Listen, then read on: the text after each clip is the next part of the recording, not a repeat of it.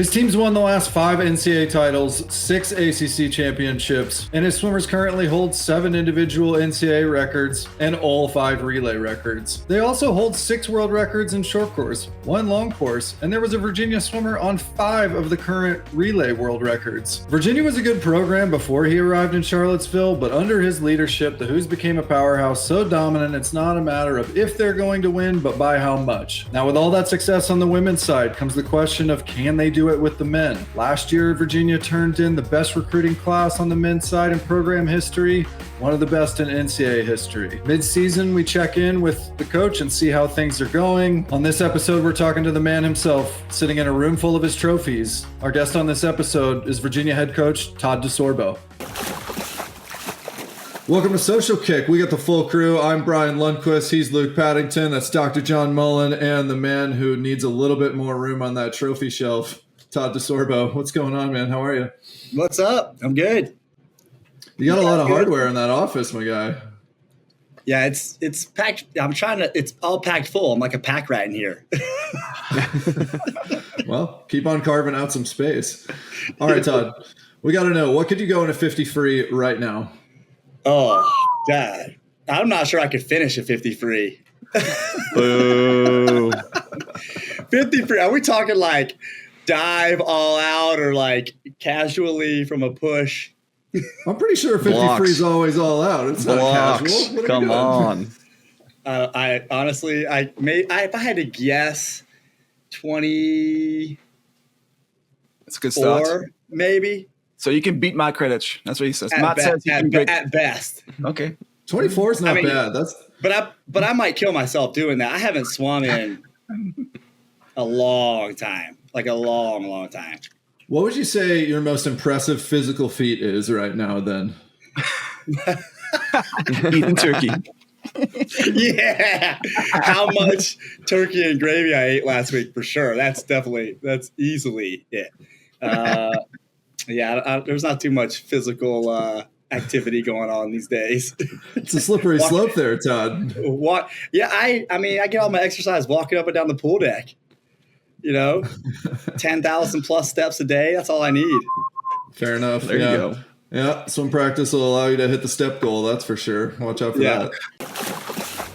Having an option that works with my affinity for swimming and my love for being in the pool that can help me by, taking care of the wrinkles before the pool, with the goggles so I don't look like I've been in the pool all day, to not being itchy, to smelling nice. It's kind of nice to have an option that does all those things. Right when I started sweating, when I hit the gym, I'd be like, oh my God, I can even smell chlorine. And I thought my freaking nose sensors were dead from years of smelling chlorine, but somehow it still seeped through. But this lotion is starting to really eliminate it. You can enjoy these benefits too. Go to TryHard and use code SocialCare for 20% off your order. All right, Todd. Well, we always ask our audience and followers on social media for questions for our guests. So follow us at Social Kick Swim on Instagram, YouTube, TikTok, wherever. You can also follow us on Spotify. We'll start off with this one from RR11 Fan Club. Wanted to ask you, in one word, what's the key to success? One word. Sacrifice. Mm-hmm. All right. This one's from Gabby Tyankova 56. She wants to know, how do I prepare for a race behind the blocks if I'm anxious or nervous? Oh, well, I think you've got 2 things. One, you can't worry about what's going on around you. Just focus on things that you can control, right? Like you can't control people around you or what's going on. So I think if you really focus on what you can control, that helps. And then the other side of it is just, relying on your training and trusting that your training will be there, and you build your confidence in practice every day through your training, and knowing that you worked hard and you gave everything you could step on the blocks without any doubts that you're going to do well. And that's really the best that you can do, as long as you set yourself up, in the months and weeks leading into that moment, then there shouldn't be any reason to be, have doubt. I think being anxious and nervous is a good thing. To me, that means you're ready and you want to do well and you're excited to do well. you just have to allow yourself to do it, and again, rely on your training and the confidence from your training to let you know that it's going to be good. The question is how good. That's what's exciting about it. But just controlling what you can control and relying on your training for your confidence are the two biggest keys.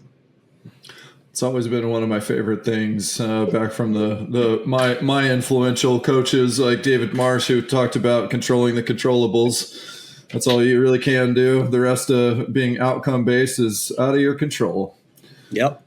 All right. This one's from our pal, this last audience question for now, from our pal Neophyto Shera, who wants to know, in your prime, Todd, as a swimmer, do you beat any of your current swimmers, male or female? Oh, you know what?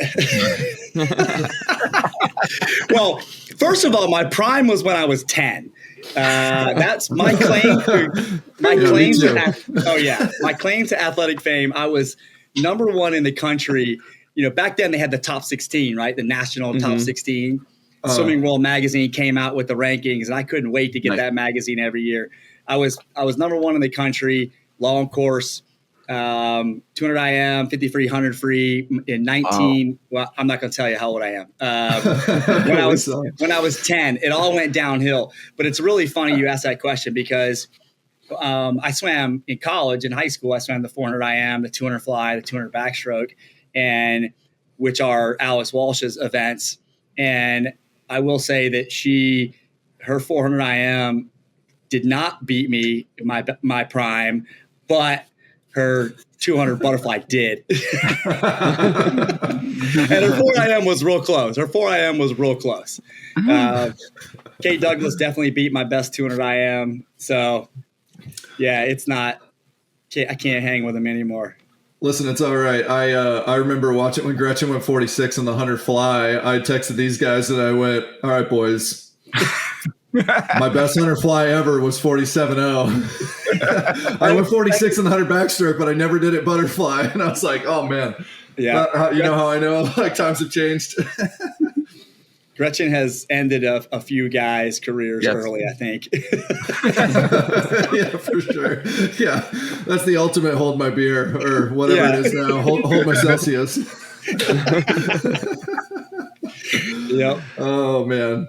All right. Well, that was fun audience questions. If you have any more for us, make sure you give us a follow on the socials. Todd, let's talk about this dual meet extravaganza you guys just dominated or had an experience with. How'd it go?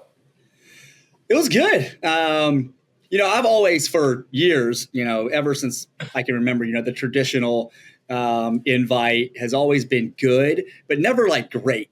And I, as a coach, and by great, I don't mean we didn't swim great. We've always swum well at midseason invites, or as well as we would want to. But like, I've always, every single year, I've tried to find some motivation for the team as a whole. Like, let's try to get as close to PBs as we can. Let's try to qualify for NCAAs. But like, our team, and I would imagine most teams, get really motivated if there's some sort of team race or team battle or some team goal. And I've done all kinds every year, like something different to just get the team excited and motivated to, just more motivated than just going there and going for times. And it's been a struggle, to be honest with you. And so when this opportunity came up, I was like, yeah, I'm all about it, because now you add back the team component to it. And I feel like, I would say that we probably could have swum faster if it was a prelim finals type of format. Or let me rephrase that. I think we would have been more fresh for races had we done that. But I think the offset was the motivation, the excitement, the desire to win, and perform well for the team overcame that plus some. So I think we actually swam better than we would have otherwise. So I was just excited about being involved in it and participating in it. And it was great. I certainly think there's things, if it's going to be done in the future, that can be done better, differently. This was obviously trial by error and just kind of see how it goes. But I loved it. It was great. Had some great performances, some good battles. I would definitely do it again. Yeah. As fans, we were really excited just to see a different format and, like you said, try something new, get people racing. Like you said, mid-season invites are just more individual than the team aspect. So I could see why you wanted to try this and give it a go. And I know it's still fresh, but you mentioned a few ideas maybe to improve it. Anything on top of mind on ways to improve it for future years? Yeah, I think, I think a round robin, like first round would have been great, so because we never raced Tennessee. Nor not our men or our women ever got a chance to race Tennessee. So I think it would have been cool to do, we go against Arizona State and then Michigan and then Tennessee, and then you take the results of that and move to the second round. That kind of thing might have been cool. And because some of those teams like Tennessee and Michigan, I think raced each other twice. So, and our women raced Michigan twice. So, I think doing something a little bit more round robin, at least to the first round would have been pretty cool. Outside of that, I don't know there was a ton that I would change. Maybe since I was in the middle of it, I understood everything about the scoring and how that was going on and what it was. I think maybe some of the fans weren't necessarily 100% clear on it. Half of me liked having the flexibility to put whatever swimmer you wanted in any lane. And, because there was a little bit of gamemanship there and a little bit left up to, we don't know where they're going to put their A swimmer and they don't know where we're going to put our A swimmer. And so you could be racing right next to each other, head to head or not. I kind of like that, but also I also would have liked our A versus their A, our B versus their B, our C versus their C. I'm not sure which I would have preferred from that perspective. But I think generally the overall, the format of it was great. I probably would have done away with a double header dual meet on that middle day. We didn't have to do that. Part of me was like, we swam Michigan that morning, our men, and it came down to the last relay. Like literally, whoever won the last relay won the meet. It was awesome. So it was amazing. But part of me was like, I wanted to win, obviously, because we hate losing. But the other part of me was like, but if we lose, we don't race again in 30 minutes. Yeah, that's a quick turnaround. Yeah. So I think not having had that double header situation might have there would have maybe been some better performances. And I think some of the fans didn't like the strategic losing. Which honestly, like we did that in one of our meets and purposely and for us and the events that we needed to swim and the things we want to do, it worked out fine. And it was our plan and our team knew it was the plan and that's what we were going to do. But I think there's ways to, I think you wouldn't have had that if you didn't have the potential double header on day two. You wouldn't have had that, I don't think either. Right. So, but I think regardless of how you change things or do things differently, there's going to be things that could be better or done one way or the other way. But yeah, overall, I thought it was great and would definitely do it again. Yeah, if the swim slam commenters were going to be at the meet, they'd be giving you shit and booing you for not putting Heilman in the 2 fly. Come on, that's what the people are there for. I know, right? Yeah, like you know what? But that's fine. But fans, spectators, commenters, I'm let it rip. I'm all for it. So before the meet, I was looking forward to like Sarah against Camille in 100 free or the 200 fly men. They had 3 pretty good 200 flyers who were potentially going to be swimming. What was that race that you really enjoyed? Not really performance, but race. Was it, and then why? Why was it a race that you enjoyed?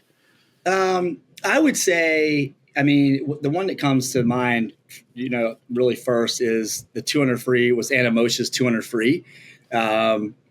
She had to race Bella, which, Bella obviously is one of the country's best 200 freestylers. And Anna is kind of up and coming. And, again, in a dual meet format, you want to win, first of all, and when you get 2 people like that racing each other in a dual meet situation, everything's kind of heightened, right? Like the win is that much more important.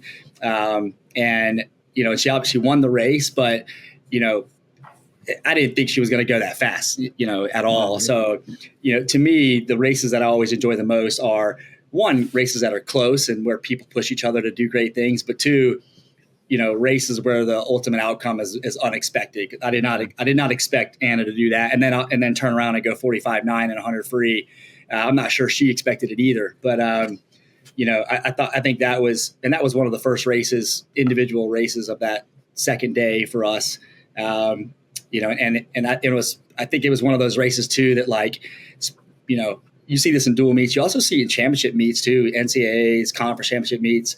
When somebody has a race like that and wins an event that maybe we knew was going to be tight or close and performs really well, it just really kind of sets the pool on fire, and then the people behind them get super excited and start swimming, and gets the ball rolling, and it just kind of snowballs into great swim after great swim after great swim. And I think our women's meet that morning it was noon, I guess. The whole team swam really well, and that 200 free was one of the first races. Actually, the 2 medley relay was really good for our women as well, and I think that kind of just set things in motion, and the team kind of caught fire and kept killing it the whole day. That's awesome. Hey, Todd, yesterday Herbie posted a video on Instagram with an idea of his proposal for how to leverage or incorporate dual meets into the structure of qualifying process. Maybe you've talked to him about it, but it was something of the effect of every team needs to have 6 dual meets, and the winner of the dual meet gets qualifiers to the NCAA meet. And the proposal was, if you win a dual meet, you get 3 qualifiers. If you win the next one, you get 3 qualifiers. So by the end of the year, if you run the table, you get a full squad of 18 for NCAAs. But the basic idea was to give some importance to and some structure to every team needs to do the same thing, and to incorporate dual meets into the qualifying process. And there's obviously questions about what does that mean for, top tier, Power 4 versus, mid majors or whatever. But there's just been so much discussion, including what you guys just participated in, around how do we adapt the structure of the season to A, make it more exciting, B, by way of making it more exciting, drive revenue making opportunities, drive fan engagement and excitement, which hopefully rises the tide and lifts all boats. So I was curious, have you seen that idea? Are there other ideas that you've heard? Do you think that the season needs to be adapted, or is it too much noise? I don't know. I go both ways. There's all kinds of ideas out there, right? Move the conference championship meet to where midseason invites might be. There's conversations around, dual meets. They do matter, but from a win-loss perspective, they don't at all.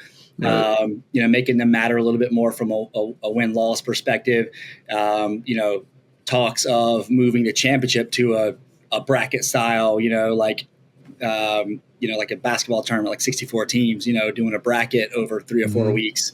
I think all those things would be great. I think that there's a lot of great around what we do right now too, because I think that athletes, fans, parents, spectators all get really, really excited for NCAAs every year. So I think as it is, that meet is, it's already providing a lot of excitement. But yeah, I think that I think I would be all for having dual meets mean more, or having a regular season that impacts your postseason. I think would be fun and exciting. It would certainly, I think it would be a cause for a lot faster swimming in dual meets. If there's something more on the line than just winning your dual meet for your team, if it's qualifying for a conference and thus NCAAs or whatever it might be, I'd be all for something like that. I don't know what that looks like, or what would be best. I feel like we're in this position right now where over the next couple of years, there's going to be a lot of experimentation and a lot of change, and things will. And I think over the next maybe 2 or 3 years, things are going to change every year.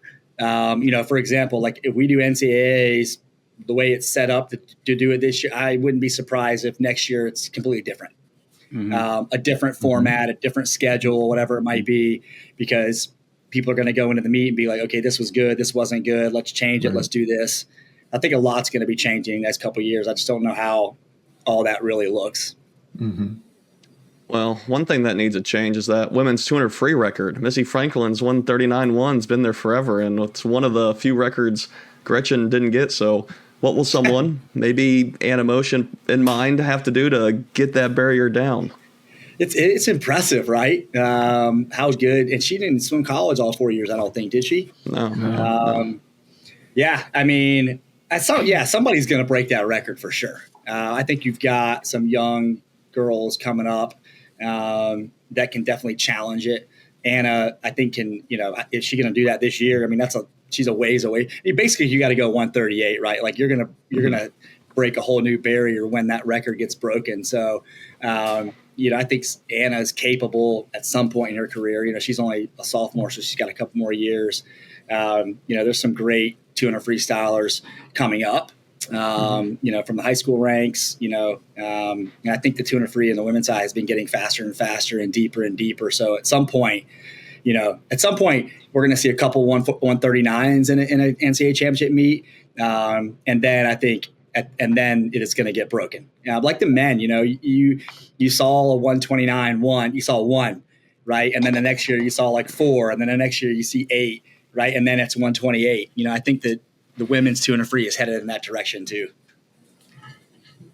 I wouldn't be surprised if there were multiple 139s this year on the women's side at NCAAs. Yeah, yes it is. Todd, how are you structuring this year? That's any different to before? So where you are right now. So you just had that meet. You had Thanksgiving. What do you guys do? Some are going to US Open. You got Christmas break. You got NCs. You have the Post-Walsh era. You have an amazing recruiting class. Is it business as usual? What have you done different this year? What's your next 4 months looking like for you? Yeah, I would say up to this point, it's been a little bit of a mix of business as usual, but in a very different way. And by different, I mean we've had more segregation between our men and our women training wise than we have ever before. Okay. For a number of reasons, really kind of what you said, the post-Walsh era, it was a lot of the reason why on the women's side we did it, because we have 11 new swimmers on the women's side. So between freshmen and transfers, we have 11 girls. That's almost half the team.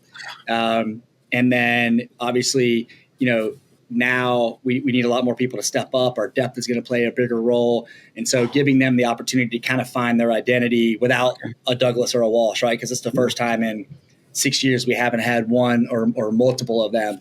And so this giving them an opportunity to just kind of build their own identity, their new identity, kind of, start from scratch with a clean board and build what they want to build, going forward. And then for the men, similarly but differently, we've got 10 freshman guys, and that is half our men's team, and arguably one of the best recruiting classes in NCAA history. And so we wanted those guys to have an opportunity to bond and form, figure out their identity, their dynamic as well. So, the first month or 6 weeks of the season, we were split about 50% of the time, 50% we were together. Since then, it's been a lot more together, but we have done probably 2 practices a week where we separated. But from a training perspective, generally it's been business as usual of what we normally do. We're just kind of splitting the teams, letting the guys be guys, letting the girls be girls, and doing that. Going forward now, we've got, here over the next week or two, we'll figure out, we'll probably figure out who our conference championship team is. We'll get closer to figuring out who our NCAA championship team is. On the women's side, vast majority of our women that make the conference championship team won't taper for it. They're pretty much already qualified for NCAA, so they'll just train through ACCs and get ready for NCAAs. Men's side, we probably have 4 or 5 guys in that position that we're going to do the same thing. So, like our guy, we didn't shave for midseason this year. We did last year. We've got probably 4 or 5 guys, and you can probably guess who they are, that we're not going to shave them for ACCs either. We're just going to let NCAAs be their sole focus. So, we'll have 13 or 14 guys that will taper for the conference, and then, the other 4 or 5 won't. And, now we've got 3 weeks. We got a great 3-week period now with no interruptions, no meets, nothing. So we can just train and get a good training block in before they leave for Christmas. We don't have many going to US Open. We have the 3 pros, Kate, Alex, and Gretchen. And then we have just 2 guys, David and Jack Akins. So just a small group going to US Open, everybody else. Mm-hmm. This is a hard weekend, probably for most colleges, because final exams start next week. Right. So we have to miss 3 days of school this week to go to US Open. So most just don't want to miss the school. Mm-hmm. And then we come back right after Christmas and just kind of get back to it, And the group that's not tapering till NCAAs has a good long while. We've got a good, 15 weeks or so to continue to get prepared for that. But gosh, when you get back from Christmas, it's like, I don't know, maybe 5 weeks, 6 weeks till the conference championship meet. So things start moving really quickly. Yeah.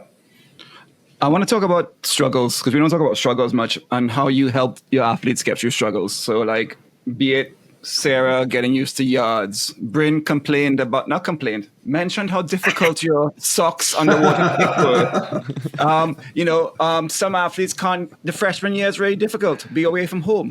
Yeah.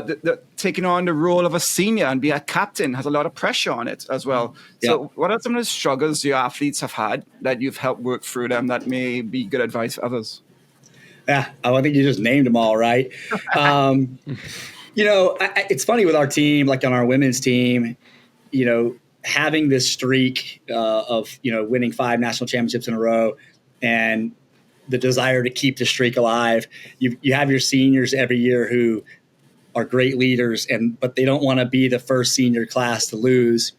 And then you have the freshmen that come in every year and they don't want to be the first freshman class to lose. And so everybody's just kind of like just all gas, and I think that like the struggles that they have, whether it's underwater kicking with socks or somebody like Bryn who has zero really like background and base, especially from aerobic perspective, people adjusting to the dorm life or being away from home or eating whatever they want or all kinds of stuff, right? We just have fortunately, we've got a great group of team members, and they lean on each other for most of those things. And so, if I think that everybody knows that you're gonna cry at some point.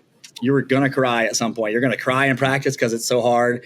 You're probably gonna cry, outside of practice because of school or something else that's going on. But you've always got, a teammate to kind of lean on who's highly likely already gone through the same things that you're going through. Or maybe going through them at the same time. And so, I always kind of try to direct people to, hey, if this person's struggling in this particular way, hey, why don't you go talk to this upperclassman who 2 years ago went through the exact same thing and look at where they're at now. And so you've got so many different experiences and so many different people that, at some point, somebody else has gone through the same things that you're going through. So we try to lean on the team as much as possible for, what I would consider minor struggles, but in the moment feel major. Because every struggle in the moment feels major. But, I think the key, for like we talked about at the very beginning, right? I think the key to being successful and managing struggles is knowing that, you can only control, like just focus on what you can control. There's a lot of outside factors. Like if you just took a test and you bombed it, doesn't matter. It's over. You can't do anything about it. You can't control it. Only thing you can do is focus on trying to be better going forward kind of thing. So I think that just, managing those things and relying on your teammates is really the key. How long does it usually take to adapt to your program? Secondly, is like the 5th year transfer just, I don't know, is that just chaos? Because like, man, we got 1 year, or are they maybe more in tune with themselves even because they've been training a little bit longer? Yeah. So, the 5th year thing, it's interesting, right? Because like I told Brent, I'm like, you got 1 year, not even a year, right? You've got, 7 or 8 months. We want to, try to make it as good as great as we can for you. I think those people, if they're going to transfer in and transfer here, particularly, they're coming here for a reason, right? Like they want to help win. They want to, be at the best they can be. And so typically it's been pretty easy with those individuals because they're pretty locked in, and you can get locked in, when you're a freshman, or maybe when you're freshman's easy to get locked in too, because you're excited. Everything's new and different, right? But like sophomore year, when you've got 3 more years, you're like, whoa, this is a long time. When you've got just 1 season left, it's pretty easy to get locked in and fully commit and fully, be disciplined and sacrifice, because this is the last time you're ever going to do it. So it's a lot easier to put everything into it.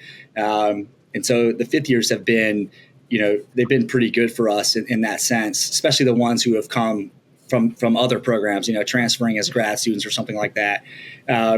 But for freshmen, it's different for every freshman. Some acclimate and adjust within, by the time the first dual meets are rolling around in mid-October, and others, it takes them 2 years.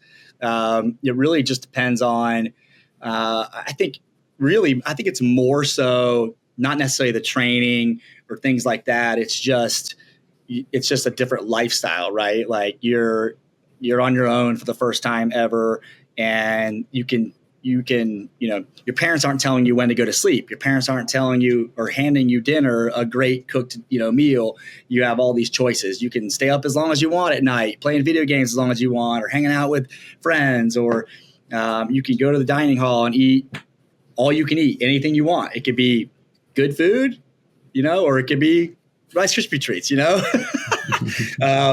But, I think, for the most part, we've been pretty fortunate with having people adjust and acclimate fairly quickly.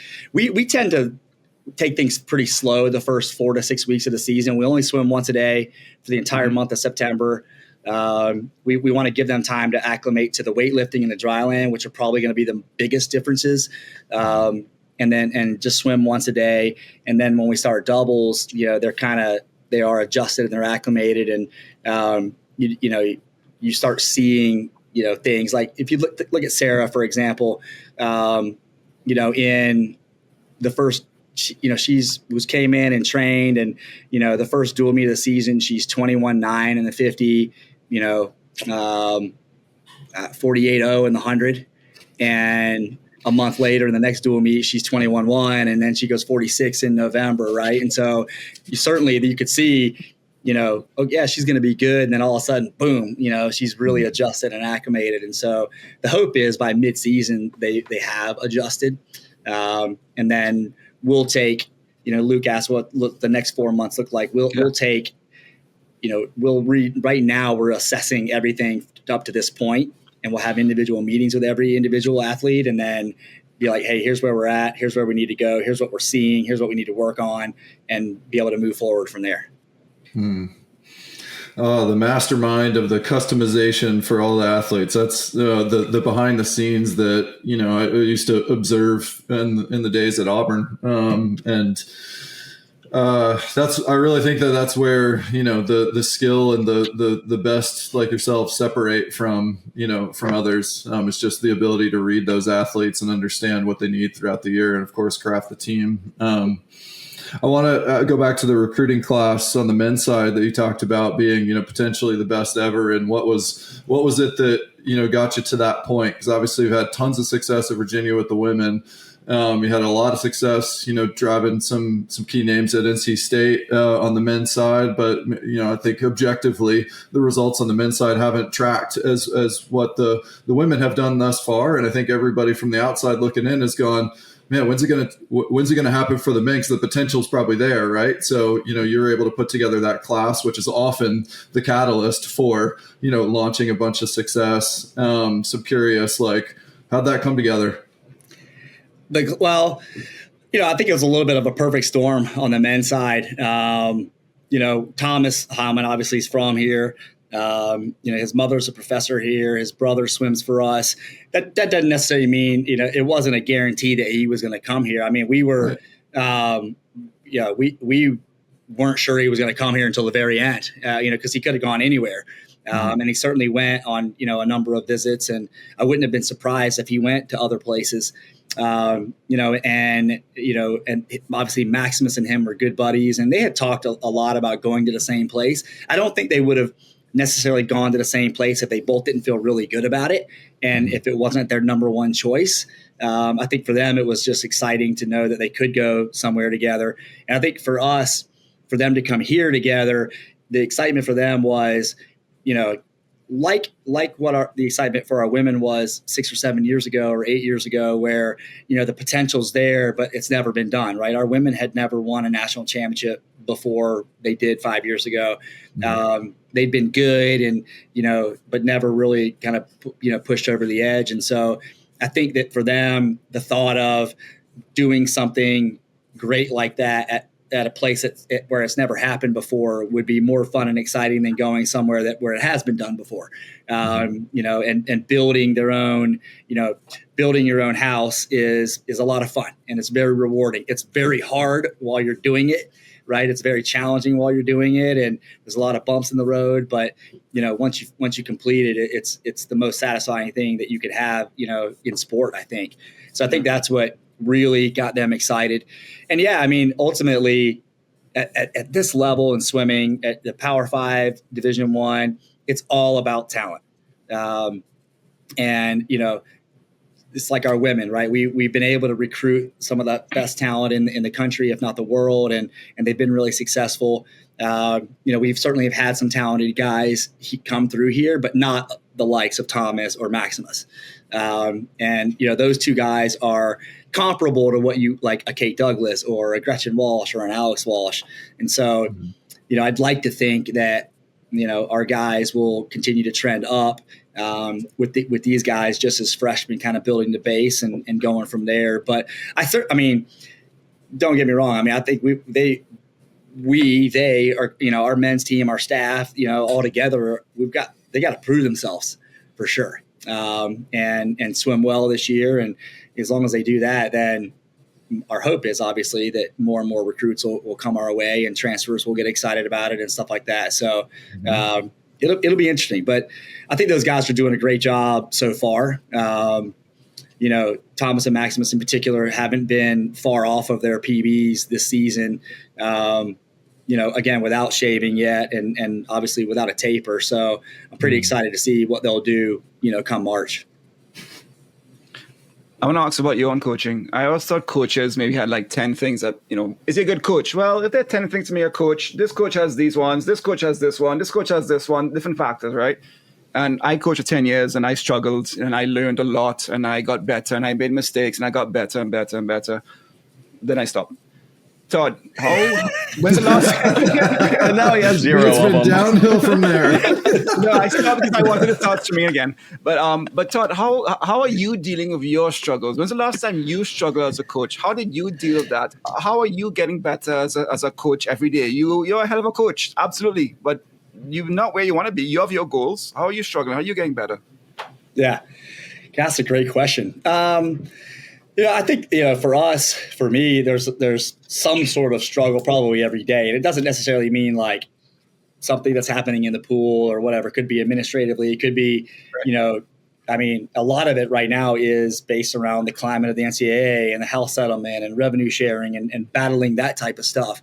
How do you continue to stay at the level that we're at when, maybe we're at a disadvantage over here, maybe we're at an advantage on something else. But I think those are right now are the biggest struggles and biggest challenges.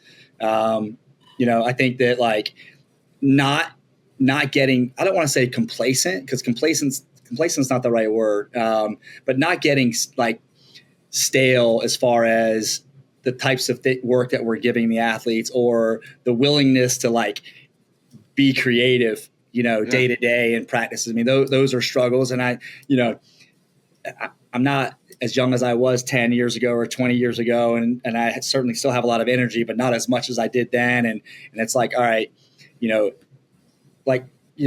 so for example, this year we've done things very differently this year compared to last year, not just the whole, men and women split, but just things that were like, for me, I've been here 8 years. So I've never been anywhere more than 6 since I graduated college. Whether it was coaching or I wasn't a coach at first. I worked for Deloitte. I was a CPA for 6 years. And then I coached at UNCW for 5, and then NC State for 6. And now I'm here, I'm going on 9. And I'm like, man, so long as I've been any one place. Not because I didn't like it, but like those changes to me have been like, infusing energy and excitement and newness. Right.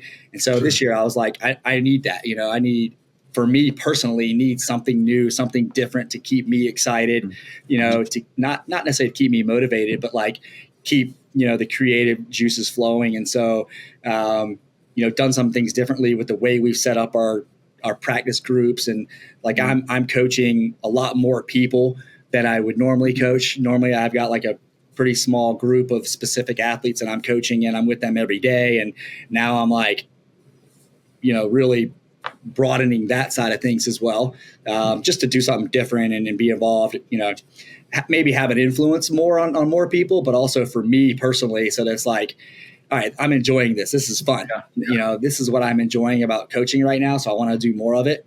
And maybe that's different down the line, but I think that's it. I think that like, the struggle, I think now, and it's not a struggle, but like, if you want to call it that, and going forward is going to be more so like, how do I stay excited so that the athletes stay excited? Yeah, totally. And not get burnt out. I mean, that's a lot of the reason why I didn't go to Singapore last summer, go to World Champs or WUGS or any of that stuff. Cause I was like, I'm not burnt out, and I don't want to get burnt out. So I'm not going. Yeah. Right. Yeah, a lot of times we think of the head coaches and all you do is coach. But as a college coach, you have a lot of different hats. What percentage or kind of breakdown would you say your different responsibilities are, from coaching to recruiting to fundraising to compliance? What is the breakdown, for the whole year roughly? It's funny because that's changed dramatically in the last year or two. I would say it used to be, I like 70% coaching and 20% recruiting and 5% fundraising and 5% other administrative compliance stuff. And now it's more like, fundraising has is a much bigger piece of that pie now. God, I mean, I've spent more time and energy fundraising in the last year and a half than I did my first 15 years, just combined. So, I still say, the amount of coaching is still, big, and the amount of recruiting is still the amount of coaching has probably gone down because fundraising is taking that. But that doesn't mean I'm not on deck. I'm still on deck the same amount, but maybe I'm not, doing something at my computer, to figure out how to help the team.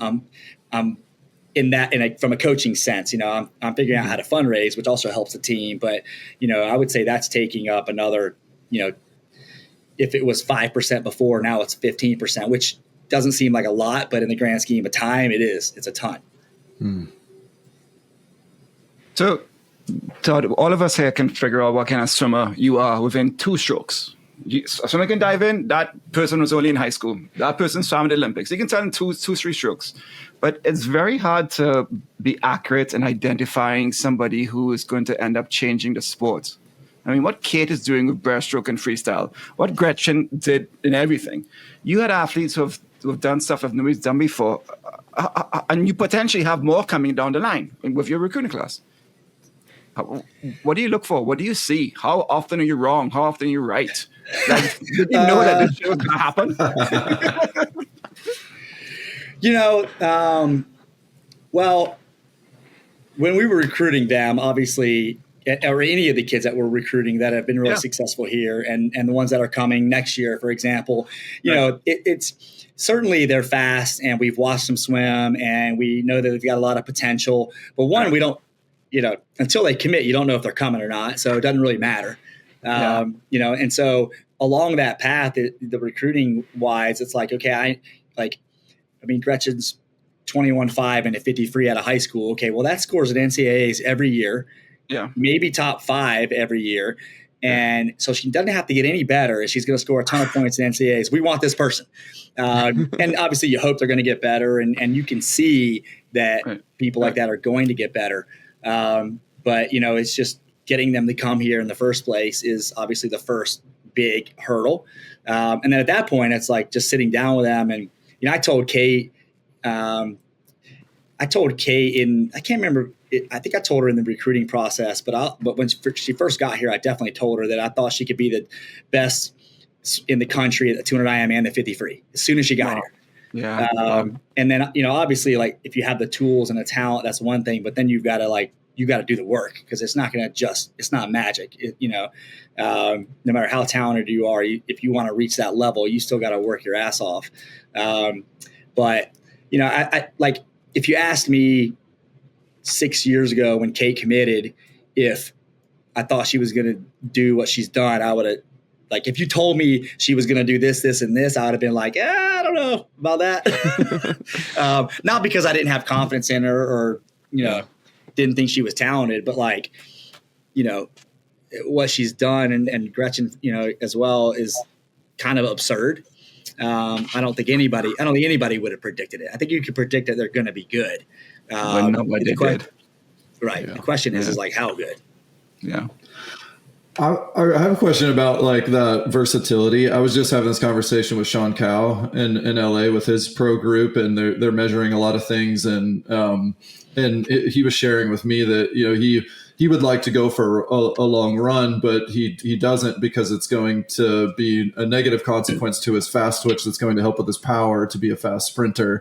And, I was sharing, like, I don't want to give up the long bike rides that I like to do to be better at sprinting if I wanted to do that nowadays. And I can't help but like look at and being a hybrid athlete is like a popular thing now just among adults. But when it comes to high performing athletes, it's like insanely rare to be able to do, a 20-second effort up to a 2-minute effort and have those things not be in conflict for optimizing one versus the other. And I'm just curious how you figured out a way, is that just unique to certain athletes who are able to, process the training on both of those, hold a lot of water, apply a unique skill set? Or is there like, I don't know, is there a point where, optimizing one is detrimental to the other?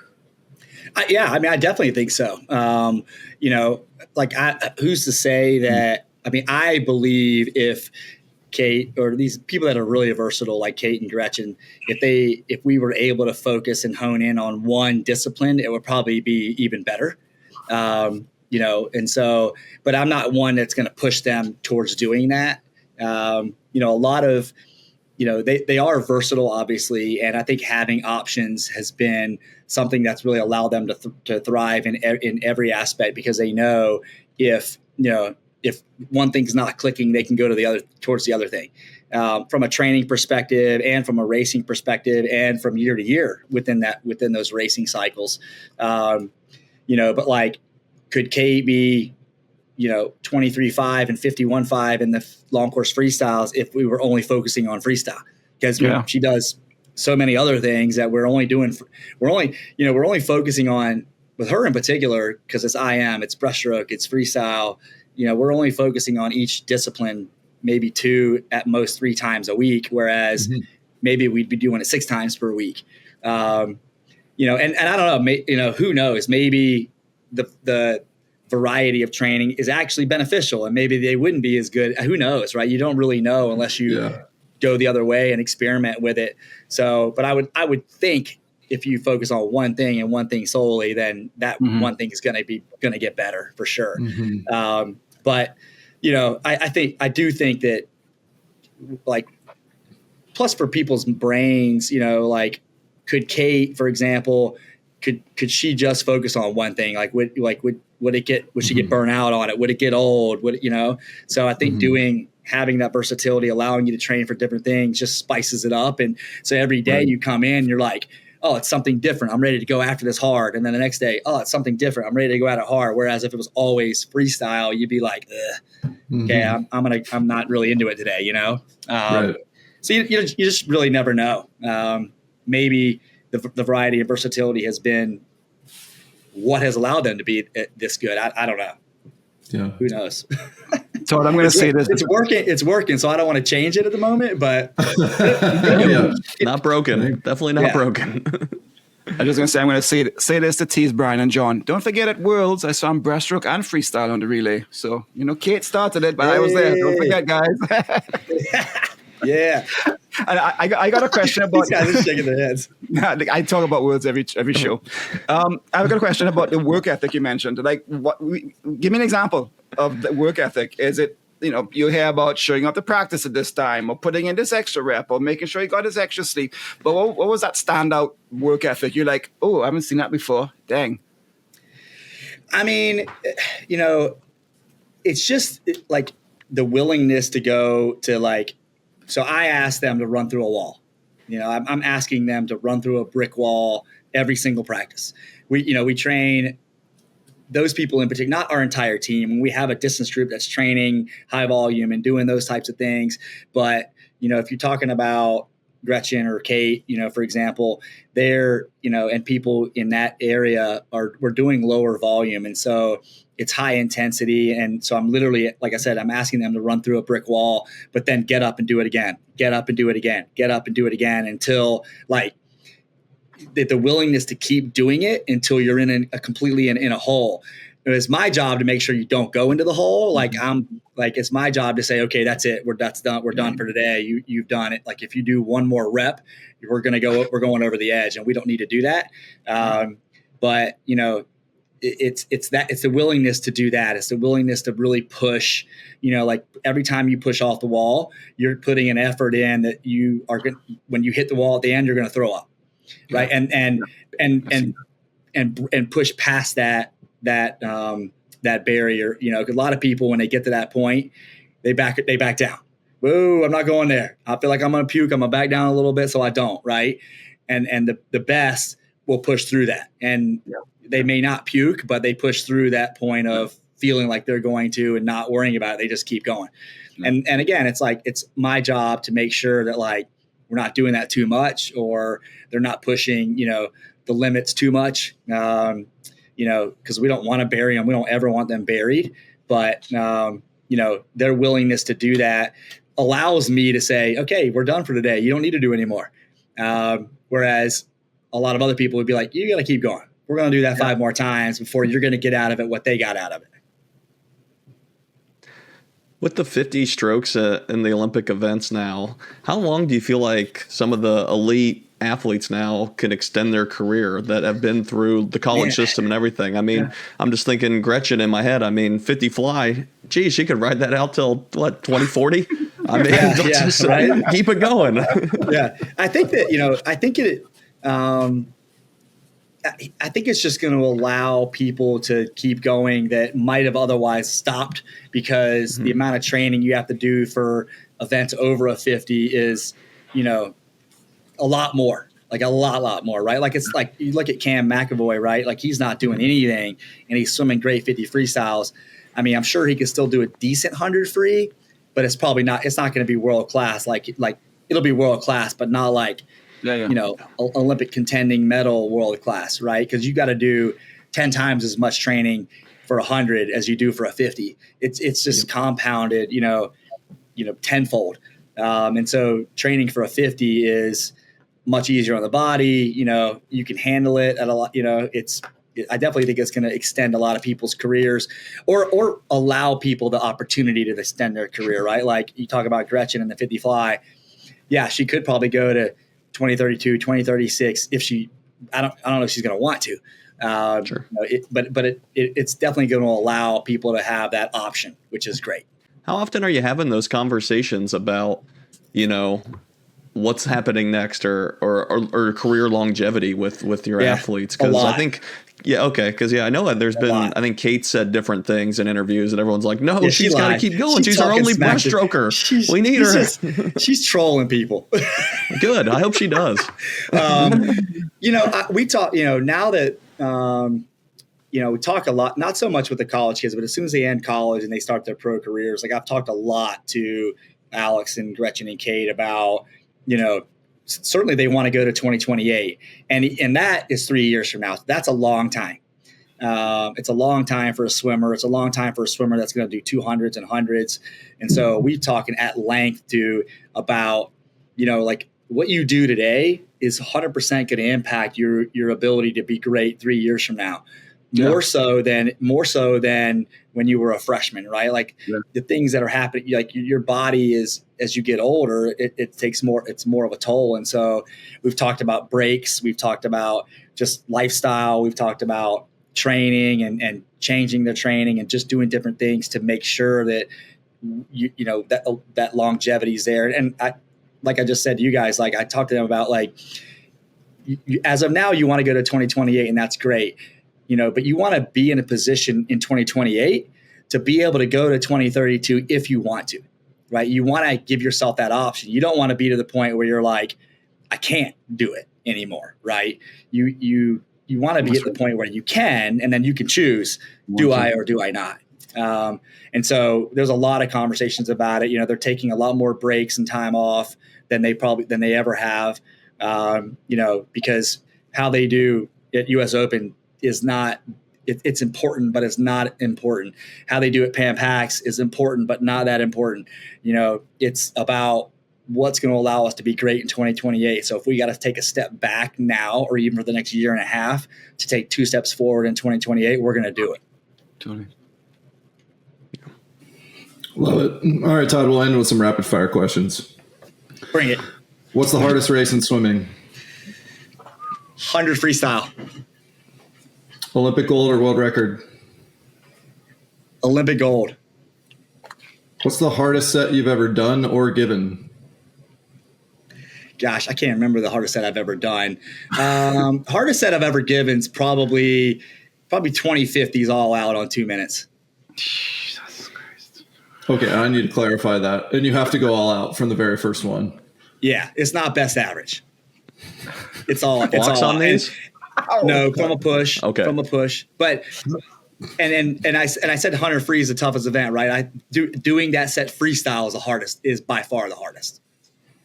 How do you even finish that? We're gonna go 50-50s on 40 on Friday. But that's not all out. That's just best average. You puke and rally. Like we will have guys in particular get out and puke midway through that set in the minute and 40 plus, 30 plus seconds they've got to rest and get back in and be ready to go on the next rep. I mean, it's brutal. Oh my God, that sounds awful. What's the biggest delta you've seen on that event or that set? I mean, probably it's enough recovery to not have a massive delta, but probably a solid 3 seconds. Yeah. Okay. Yeah. Okay. And you usually see people come back alive, right? It's Sure, like it's death has set in, and then after the last 4 or 5 reps, it's like they come back alive. It's amazing. For sure. Yeah. They definitely took a little bit off in the middle if they're coming back from any of that. Yeah. That's for sure. Yeah. They don't realize it, but they are. All right. Yeah. What's the biggest pet peeve of any athlete or fellow coach that you have? Wait, like my pet peeve of what? Yeah, your does? pet peeve for them. Like, don't do. Oh God, what do I yell at people for? Probably breathing when they're not supposed to breathe. That's my biggest pet peeve. Like if I say no breath, you better not breathe. What's the most underrated skill for college swimmers that a lot of high school athletes don't have? Jumping rope. Wow. Why is that important? I mean, it's like, being an athlete, some athleticism, swimmers aren't necessarily known for their athleticism. We have we do a lot of jump rope and it's hilarious. Our freshmen every year, it's like they've never seen a jump rope most often. And I even tell them, I'm like, you get the question every year, what should I do this summer to prepare me best for the fall? Jump rope and kick a lot. And they come in and it's like, wow, you've never picked up a jump rope in your life, have you? I'm gonna go. I got a jump rope over there that I'm gonna go hit later today. So get ready. Yes. All right. What's the most impressive swimming performance that you've ever seen in person? Oh gosh, man, I've seen a lot. Most impressive swimming performance I've ever seen in person. God, that's a tough question. That's like, is this like in practice or in a meet or does it matter? Doesn't matter. I mean, God, we see so many impressive things. We got. I don't know if this is the most impressive, but I would say that the coolest race I've ever seen in person and been a part of was in 2022 at Worlds in the summer, Budapest. Oh my God! Of course, I'm gonna blank on the name. 200 fly. Who's a 200 fly world record holder, long course men? Milak. Oh, Milak. Yes. Yeah. Okay. He broke the world. So it's in Budapest in finals, and he broke the world record. But that was amazing. Watching that world record go down, I think anytime you see a world record go down, it's unbelievable. But there in his home country, in his home crowd, it was probably the coolest thing I've ever seen in swimming. Very cool. All right. Did Alex go past vertical in Paris? Oh yeah.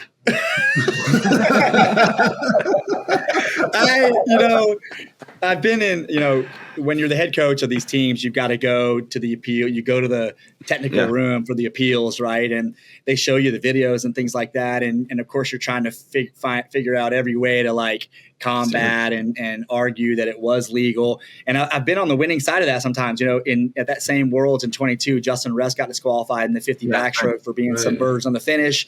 We got that overturned. Because a lot of it is like, yeah, they did, right? Which they should. Yeah. I think they should change the stupid IM back to breasttube rule too. But to me, it's like, if you can't 100% definitively say that it is a DQ, then it shouldn't be, right? Like if you can't 100%, and when in Justin's case, you couldn't, there's no way you could 100% say that he was submerged. Alex, I'm like watching the video and I'm like, I got nothing. Like I can't. I'm like, show me a different angle. Like she knew it. It was bad. She knew it too. Tough. As soon as she hit, and I don't think she knew it when she did it, but as soon as she hit, and they were saying the results were unofficial, I think she knew it right away. But which is unfortunate because I think that's a rule to me that's like you're not gaining an advantage, right? It's kind of dumb. It's so stupid. Yeah, but she was. All right. I love Alex, and so love you, Alex. But sorry, you were definitely past mark. All right, last couple here. What's one hot take or prediction for swimming in 2026? Hot take for swimming in 2026. Oh, man, I think Pam Pax I think the U.S. team in Pam Pax is going to be unbelievable. Going to be fire. Nice. Men and women, but especially the women. The women are going to go off. Crazy. Oh, yeah. All right. Last one here. How much social kick are we doing there in Virginia nowadays? A lot, man. Every day. Hell yeah. Thick. Every day. 200. Most days we start practice 200 loosen, 200 social kick. Hell yeah. Love it. There's really no better way to start a practice. That's really the recipe for success, we like to say. I think it is. Let them talk. There's a smile on everybody's face at the end of a social kick. Then you're going into the practice smiling. I mean, there's nothing better. Listen, it sells itself. Todd, you're a super fun hang, man. Thanks for spending the time with us. It's been a long time coming. We've enjoyed, just getting to brief interactions on deck and obviously watching your team and getting to chat with some of your swimmers. So thanks again for sharing the time with us. Wishing you all the best this season and into the future. Yeah, I appreciate you guys. You guys are doing a great job promoting the sport. And, I enjoy hearing from you guys as well. So thanks. Awesome. Well, that's it for this episode of Social Kick. We'll see you guys next time. See you guys. See ya. Hey, everyone. Thanks for hanging out with us. If you enjoyed this episode of Social Kick and you'd like to see more, subscribe to the channel. And we love talking swimming. We'd love to talk about swimming with you. So leave us a comment and we'll see you next time.